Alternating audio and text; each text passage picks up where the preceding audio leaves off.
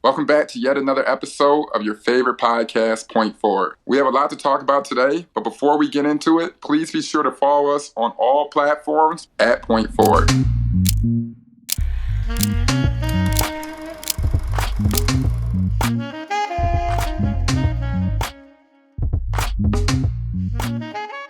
Point Forward is sponsored by DraftKings. Stay tuned because you'll hear more about DraftKings and all it has to offer throughout the show. DraftKings, the crown is yours. Point Forward. All right, coming out the gate, ET, for the finals this year. Quite interesting. Looks like the Mavericks are the first team since the Lakers did it in 2010 to beat 3 50-plus win teams on their route to the finals. And so with that, we have some interesting odds. Obviously, we've been following, the whole year, Boston has had the best odds. But I don't think many people predicted the Mavericks would be here. And I'm going to give you credit. It seems like anything we say or you say ends up being like a super crazy narrative somewhere else. And I'm saying all that to say, folks are saying that Luka and Kyrie might be the best backcourt duo of all time. And saying that, how are you seeing their odds matched up against the Celtics for this year's finals? I think when you have a dynamic duo like that, you've seen it face-to-face. Pause. When LeBron and Kyrie came in, they were averaging 80 for games. Mm-hmm. Like sometimes, like I said, the Jimmys and Joes going to trump the X's and O's. But I think to a certain extent, they're going to have to play at that high level. And it's not like versus a two-man duo. The others for Boston Celtics are very, very good. Almost to the point where we'll complain about what Jason Tatum's doing, and he's getting his 29 points out the way. I just think, one thing that they did do that helped them well was they finished off the series quick, and they had, 2 weeks break, so Luke can really rest his knee. But I also was out there, bro, January 24th. I took my daughter to the game, Boston versus Dallas, in Dallas. And Boston Celtics blew them out, and Jason had 40, and it wasn't even a believable game. The matchup was just too much. Granted, this is before the Grant Williams trade, but they would have to damn near be on every night and be as special, in my personal opinion, as Kyrie and LeBron were back in 2016 when they won. Mm-hmm. Yeah, they had another Hall of Famer there, too, that they don't like giving enough credit to, which is Kevin Love. But I digress on that Mavs team. Going to the DraftKings odds for game one, the series, and, they got correct score plus series winners for all you gambling degenerates out there. So game one, Celtics are a favorite by 6.5 points with an over-under total score of 214.5, which is super interesting. Boston is favored to win the series at a minus 210 to Dallas's plus 175. And then there's so many correct score series winner odds with Celtics winning 4-1, Celtics winning 4-2, Celtics winning 4-0, and then the Celtics winning 4-1, as well as on the other end for the Mavericks. Remember back in the day, I think I said on a pod, I texted Tatum and told him, I can't wait until you and Luka play in the finals one day. We miss these conversations. We should record these conversations more often. Luka versus Tatum. It was, man. Bro, it was unbelievable to see I texted Tatum and said, I can't wait to see y'all play in the finals one day. Yep. It's going to be unbelievable because, those two dudes are so cold. Yeah. Unreal. And now it's getting to the point where I think they're starting to become aware of each other. Yeah. Yeah. So gloves are kind of starting to come off, in my opinion, from a distance. Mm-hmm. So I think it's going from being all this pretty shit to being all right, we're going to see a battle every single time. I'm talking about some new 40. Both kids are going to go get 45 and then some. A battle every single. We getting back to circling the calendar again, yes, and I think we lost that, and we're getting back to it. Yes. Go ahead, do your thing. I feel as though just as a fan, how you say you retire, you can be a fan. I think I'm at a point now in my life where this part of the NBA is going to make me as jittery and as happy as I was when I was a little kid watching it. I got a question for you. Yeah. Why are people saying? I heard someone speak to. Why are folks saying that the way that Boston got rid of Indiana and the way that Dallas got rid of Minnesota is too big of a gap going into the finals, and it kind of kills some steam, like that hype going into the finals? Like, I don't think so, but maybe I don't know something because I'm a basketball like fan. Yeah, no, I think you might know too much when you sit still. You'll sit back and go your war days and be like, man, 2 weeks going into the finals?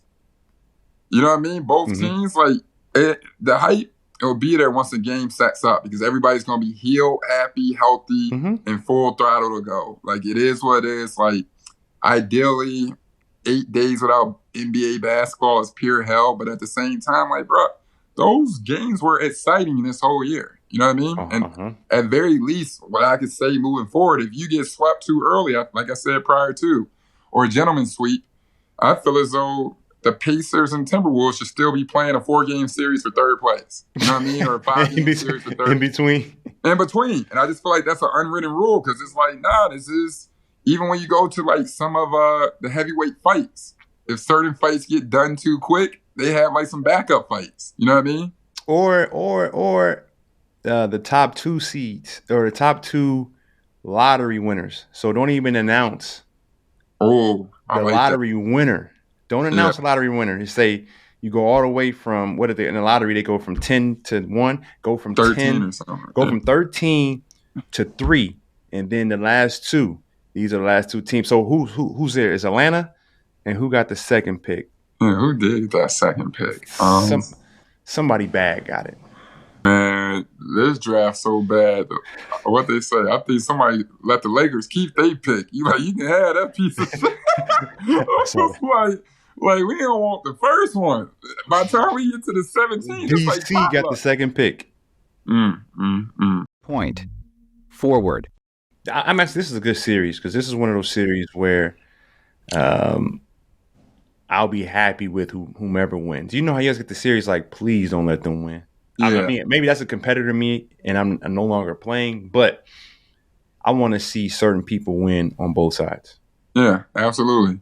Obviously, I'm going for the Celtics, but then like shit, it's like, man, if Tatum, if Irving, Kyrie wins, I like that for a different reason, and if Luka wins, man, I like that for a different reason because I'm obsessed with these background stories. Like just even where Luka comes from, where Kyrie comes from, when you break down where Tatum comes from, Jaylen Brown, it's like these are some beautiful stories being written and unraveling. That is unreal. Even when you saw Luka backstage when he's having a beer after the game, he's standing next to his dad, and it's like he chilling. He come out and he pretty much just in all his elimination games, he goes straight for the gusto. And I want to be like, what did he teach him growing up where this dude is just like this? Like, do you understand what I'm saying? And it's like, you know, I mentioned Ant Edwards going at KD. It's like, bro, these some dangerous boys they playing with, G. And it's like, they don't scare you. Yeah. And he's sitting back having a brewski like shit. I just won me a EuroLeague at 18. It's time to get this other one like they said. Like, is this an Andre Agassi disposition where he don't know or like... Right. But it's just unbelievable seeing being like, you look at Tatum, like you look at, when we talk to him, we see videos when he's 11 years old and he's living out his dream now. It's like, man, these dudes is built, they built different, bro. These little boys, these dudes is built type different. It's kind of maybe what, I'm sure Brian and them was like that too in our day and I was too close to it, pause. But these youngins is built different, G. Yeah, but it's funny because we spoke before on the young guys, young players in general, our younger generation, where they all believe that they've made it and the issues with it. And so you got to have a certain type of confidence to you. Like, how do you know that's the one that should be doing it versus the one that shouldn't be doing it? But I don't know. I heard about Tatum from my god brother when he was in high school. Like Jason Tatum was going to be like, he can run the league at some point. Like someone told me this and I don't just hear that every day. So, you know, there's exceptions to every rule, and certainly it was him. But I'm looking forward to the finals. I think it's going to be amazing. I'll be at game 2. Yeah, this is a lot of star power, man. Even Jason Kidd, what he's been doing, like, yes. We think of Coach Jason Kidd. He's a Hall of Fame player. Like, think about him being a coach and switching over. And it's like, bruh, They always say foreign players struggle to coach, but like he didn't win them a couple games with adjustments, knowing when to call time out, like really, you know what I mean? And then at the same time, being able to trust his players to go kill. And I've spoken to this before. No, I think not publicly, but like a week or two ago, maybe it's last week. I said to someone, I'm really interested to see J. Kidd and Missoula go head to head. And, you know, from what perception may be, whether it's true or not, you know, and how his style is and how he likes to adjust or lack thereof, and how J. Kidd has been a mastermind and just figuring it out no matter what series he's been in as a coach. That matchup is going to be, because you know they're going to dissect that as well. But yeah. two African-American coaches in the finals, I don't know if that's how many times it's happened. Second, too. This is the second time. It's the second time. So super excited about that. I mean, I don't know if I can root for that, but I am rooting for that. But so, it's going to be, I feel like you have two teams who deserve to win it. And that's this ultimate scenario. And shout out to my man, Brad Stevens, man. What he doing right now, too, arguably one of the best college coaches of our time. Came up, was able to do a lot of big things with the Celtics, but even what executive of the year and putting this team together, bro, like it's a lot of dynamite going into these plays that are on the court and behind the scenes. Yeah, I'm looking forward to this. And then obviously Nico. That's our man. Our guy from Nike who switched over. I don't know if we've ever seen a Nike rep or a shoe rep switch over and have some success the way that he has. And going through an ownership change, you know, your job is usually in jeopardy. And so give that man his raise. Point. Forward.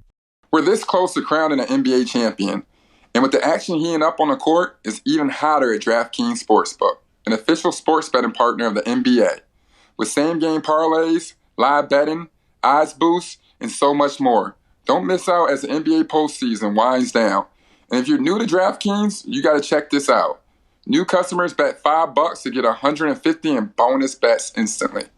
Download the DraftKings Sportsbook app now and use code POINTFORWARD. That's code POINTFORWARD for new customers to get $150 in bonus bets when you bet just $5. Only at DraftKings. The crown is yours. Gambling problem? Call 1-800-GAMBLER. In West Virginia, visit www.1800gambler.net. In New York, call 877-8-HOPE-NY or text HOPE-NY 467-369. In Connecticut, help is available for problem gambling. Call 888-789-7777 or visit ccpg.org. Please play responsibly. On behalf of Boot Hill Casino and Resort in Kansas. 21 plus age varies by jurisdiction. Void in Ontario. One no sweat bet per new customer. Issued as one bonus bet based on amount of initial losing bet. Bonus bets expire 168 hours after issuance. See dkng.co/bball for eligibility, wagering, and deposit restrictions, terms, and responsible gaming resources. Point.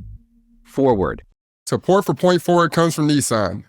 Maybe adventure isn't for you. Maybe your idea of a wild week is hitting a new coffee shop. That's okay. This ad isn't for you. Y'all can go ahead and skip ahead. Because right now I'm talking to the dreamers, the doers, the above and beyonders, the folks who need an adventure-ready car like the 2024 Nissan Pathfinder. This is a vehicle for people chasing experiences, people looking for a long back road to explore, an icy field to traverse, something unknown to dive into. The 2024 Nissan Pathfinder is built for adventure. It's got everything you need to get out there and push yourself to do more, including available intelligent four-wheel drive ready to take out the toughest terrain. What are you waiting for? You got the tools, so use them. It's time to plan an adventure, because every minute you're sitting there listening, life is passing you by. Here are the keys, the rest is up to you. Adventure better with the 2024 Nissan Pathfinder. Learn more at nissanusa.com. Intelligent four-wheel drive cannot prevent collisions or provide enhanced traction in all conditions. Always monitor traffic and weather conditions. Yo, Dre, you gotta check this out. I just saw a clip. I think you, our old head, a member of the show, Philadelphia's finest, NBA legend, the Honorable Rasheed Wallace, actually has said recently that the 2004 Pistons would kick the shit out of 2017 Golden State Warriors. So that's you, Dre, Clay, Steph, Kevin Durant. So yeah, what's funny is that I'm a big Rasheed Wallace fan. Obviously, the words that I expressed about Rasheed a couple years ago that new age NBA fans couldn't comprehend with your favorite player Giannis, and Rasheed actually has some good points because I played against him. Now, will we have won? Yes. But that team probably will give us more problems than any other team. Like the Spurs, their great teams would give us some problems. I mean, we're going to bring Tim Duncan out on the perimeter, even though he was really good. Yeah, Tim could figure it out, bro. Tim could figure it out, but he would have to come on the perimeter and TP we would have put in the blender in terms of a young TP, his size. I mean, KD, I don't think people understand the cheat code that KD was. You have to just really worry about a duo because Clay wasn't hitting on shit. It's a finals. Like, do you understand? And that's not me being rude. That's the truth. So, like, you know where we had an advantage though? Where we would have because their starting five would be a good matchup, but the score was 80-something to 80-something, right? So they keep talking about us defensively. Like, how much defense would we have to really worry about if they only score 80-some points, right?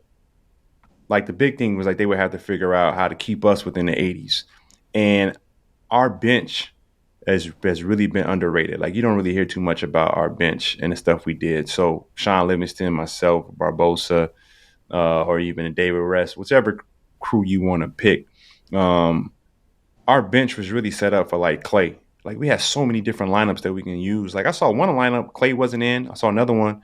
We had a lineup where I was in for Draymond maybe. Like, we had so many interesting lineups, and then they keep forgetting about Zaza. Yeah, he was good. The head of the crew. In terms of like his toughness, like, so Zaza would have been a great matchup for the Pistons, and JaVale actually was really good for us. Like, JaVale signed, I think he might have bagged like 20 million, 25 million since he left us. Like, that was 2019, 2000. No, JaVale might have bagged like 40 million since he left us, and that's when his career was he won an Olympic gold medal too. He got Olympic gold medal. So, you know, people tend to forget about, they think about, you know, the core, which is what you should think about. But we had a really good bench. Yeah, I mean, I always say this too about y'all too. Y'all could play 4 or 5 different ways at a high level. Yeah. And that was like an understatement. It's like, if you want to score it out, y'all is down to score it out.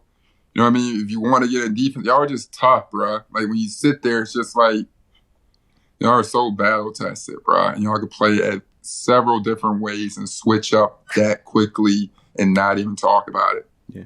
I think people also go ahead. No. I'm just saying, when you break down the NBA and stuff, it's just like, to do that with 12, legit be like, all right, bro, we're going to show up here. It's going to be a finesse fest. And we're going to go out and play the Clippers. We're going to wrestle them, tussle them, and eventually just beat them down. Go play OKC. However y'all want to do it, cool. Go play Brian and them. We done beat y'all every time, but for whatever reason, for TV ratings, they keep cheating us. Like, do you understand what I'm saying? Like, almost to the point where y'all leaving and be like, these bum ass, like, do you understand what I'm saying? Y'all, it's not a joke, but the way y'all play, y'all ruin basketball with y'all dominance, because it's not to take away from, like, even saying KD. It was just like, bro, y'all play any type of way at a high level. Mm-hmm. Any type of way with anybody, bruh. And at very least, you had a stick of dynamite that was going to get unleashed. Yeah. Like, the cheat code is Steph Curry for 5 minutes, bro. You hit the nail on the coffin with, we can play any way. And people tend to just think we can play one way. And we got through many series without somebody. Like, we got through the Spurs without Steph, and I started at the point. Like, I think people forget about that. You know, we went out. 2019, y'all got through Houston, and Steph and Clay shot 35% apiece, bro. And KD missed that series. And y'all still had. I'm just sitting here. I'm like, bro, before we play us, and this is what I said. I said, bro, we can't beat the Warriors now. Everybody might as well get traded because they're limped, they're wounded, and they don't even have any rhythm. You boys came out and swept us. Like, do you understand what I'm saying? Like, they don't even have no rhythm. Like, they see us and turn up, bro. They really that dominant, G. And it's just a joke. Like, it's a joke, man. Like, I love the 04 team. It's just. Why do you think they only won one? Message. And that's my message. I don't know, G. I really don't know, fam. Because a lot of folks, rest in peace. I hear folks say the reason why they won that one is because Kobe wanted to win Finals MVP.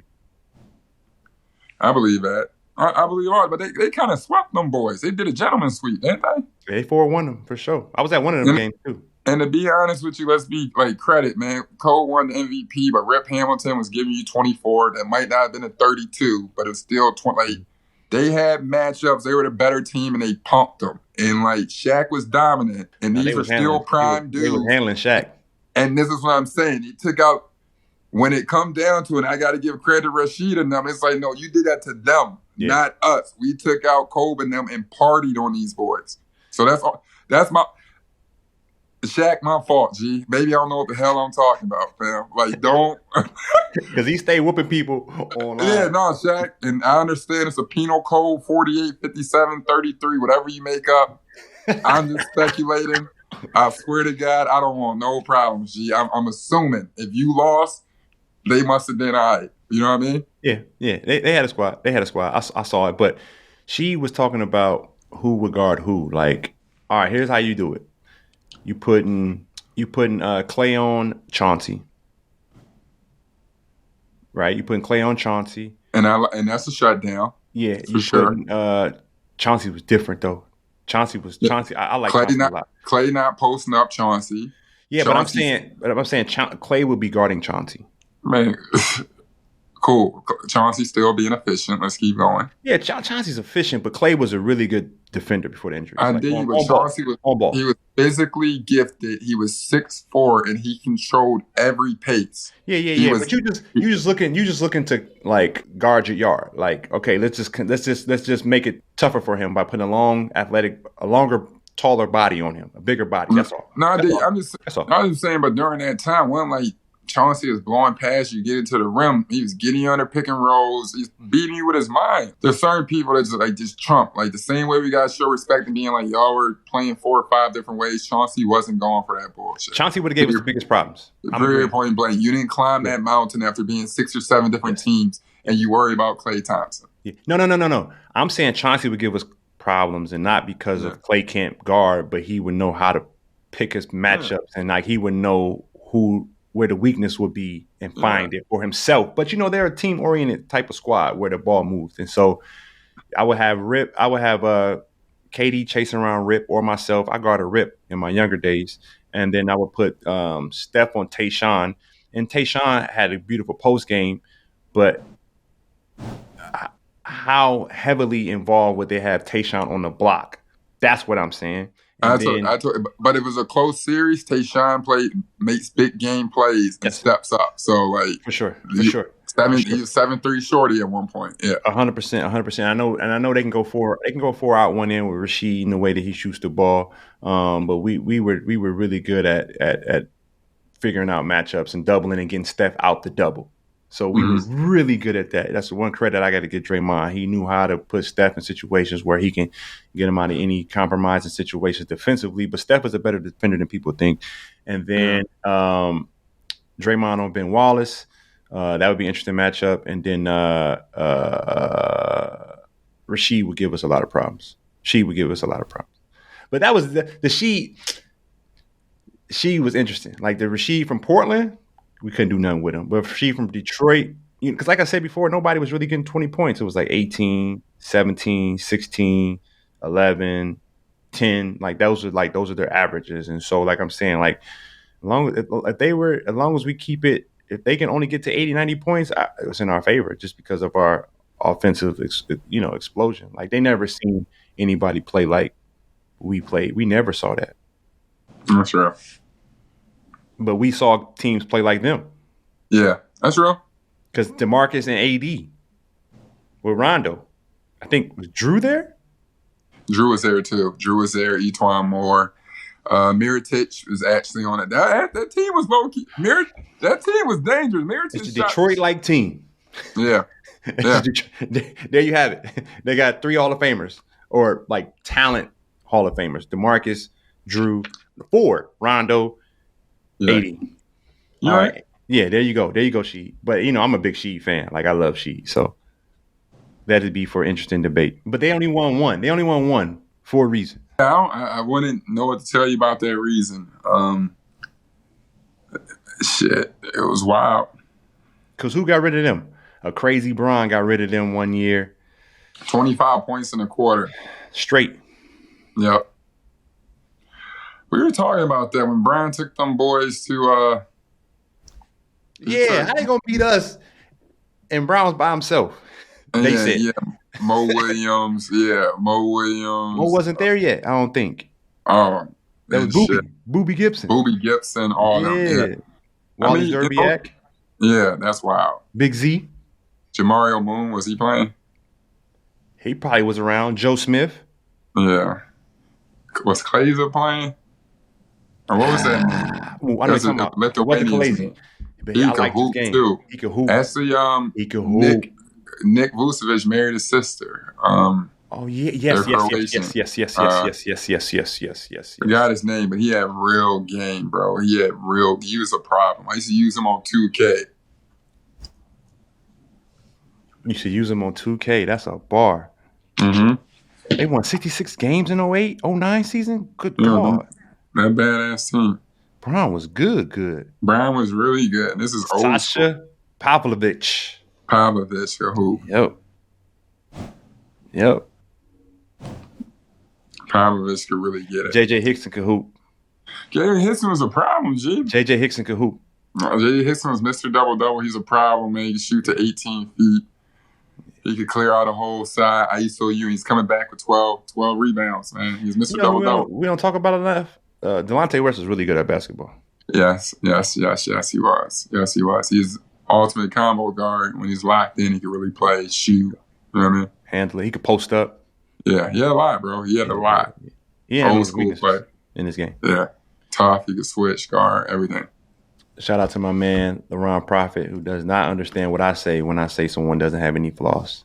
So they said I'm crazy when I say Paul George doesn't have any flaws. Yeah, skill set wise, of course not. We say he's the second most talented player in the NBA. Which is why when it comes down to it, you have no flaws. You had the perfect team.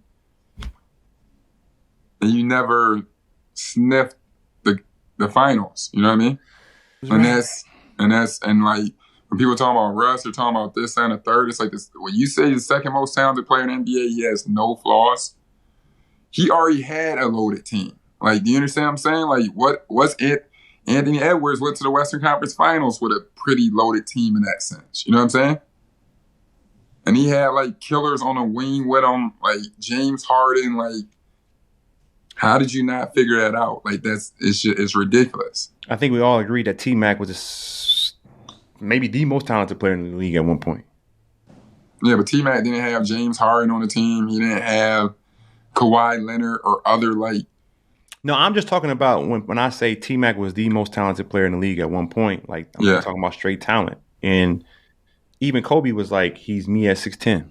Kobe said it. And people are putting the proper respect on Kobe's name when they say Kobe was like a normal person. Like, he didn't have a crazy vert. Like, he wasn't like this physical specimen. And like KG said, he's like, he turned a Volkswagen into a Bugatti. Just this. Like, Kobe wasn't like this ultra gifted person. Like, he just perfected everything about basketball. We're talking about the skills and there's talent. You're right. I'm just saying, like, when we sit here, G, it's like the other day, my homie, shout out to Dave Lighty. He, like, Mike Conley put, like, an end of season post of, like, man, great year, da-da-da. My man Dave Lighty put in his comments, your time coming. I responded, that nigga just finished his 17th try. Like, damn. How? What you want? 20? Like, is this just year 17? Like, damn, baby, what else you want? The moon is set? Like, what the fuck? Like, that's a good point. Like, nah, dog. Like, I'm straight. Right now, the game is changing. We looking at the big dogs. You know what I mean? Bombers, championship. You other niggas get to the back of the bus. And like, Kyrie is on his way from, like, back then, this and a third. Shout out to Paul George. And this is what I'm saying. I'm not knocking it. It's just like, bro, our time is up. He the last of the 2010 still playing. Yeah. He had the best team, personally. If he's the most talented player in the NBA, dog, what else did you want? You had the homies from LA and doing all this and y'all sidestepping and angeling. And it's like, no, G, we stepping out, G. How'd you lose to the Mavs? They'll make a run at it next year. Who? The Clippers. This will be the last year. I'm Paul assuming. going to 76ers, bro. Oh, I keep forgetting. Yeah, bro. That man, it's over, man. That man, You're right about that. like I told you, man. Somebody to mention it'd be a good idea, and Buddy just jumped that bandwagon like he normally do. Like, you know what? Well, I'm interested. going there. It's going to be interesting July 1st because deals are getting done right now. Point forward. Support for Point Forward comes from Nissan. A lot of you listening to this want to push yourselves to do more this year. You came into 2024 with huge plans. If you're hungry for more adventure in your life and you're ready to go out and chase an epic experience, the 2024 Nissan Pathfinder is the vehicle for you. Nissan's new Pathfinder showcases what a car can unlock with available intelligent four-wheel drive, tough enough to tackle any terrain at any time. Adventure better with the 2024 Nissan Pathfinder. Learn more at nissanusa.com. Intelligent four-wheel drive cannot prevent collisions or provide enhanced traction in all conditions. Always monitor traffic and weather conditions. Thanks for tuning in to another episode of Point Forward. Don't forget to follow Point Forward on social media and subscribe to the show wherever you listen to podcasts. We appreciate you listening. See you next week.